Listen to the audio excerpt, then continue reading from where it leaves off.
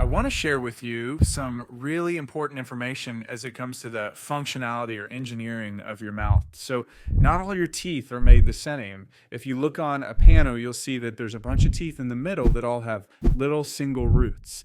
And then you get to these teeth that are more towards the back on either side. They're called first molars. They have multiple roots, 2 or 3 or even more sometimes. Big, broad teeth. The reason why these teeth look so different than the others is because they're there to support the load of this big muscle called the masseter. It can generate up to 100 pounds of force. So imagine putting your finger with a 100-pound weight on it against concrete. It would really do some damage. Same as if you put your finger in someone's mouth and they crush down on that tooth. So that tooth is made to load a tremendous amount of force. Well, this tooth you also get when you're 6 years old.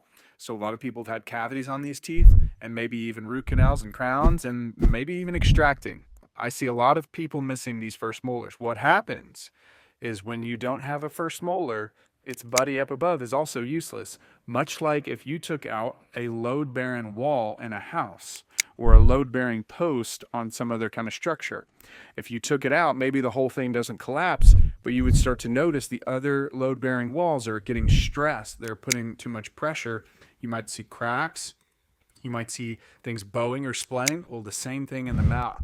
So when you're missing a first molar, typically what you're going to notice is the tooth right in front of it, the smaller ones, or wherever you have the other side, wherever you're chewing more, you're going to break or wear it out much faster.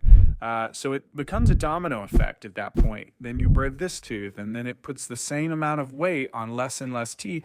They break faster and faster. So the number one piece of advice that I would have is if you are missing a bunch of teeth, which ones do you replace first? As far as stopping this domino effect of happening, it's the first molars.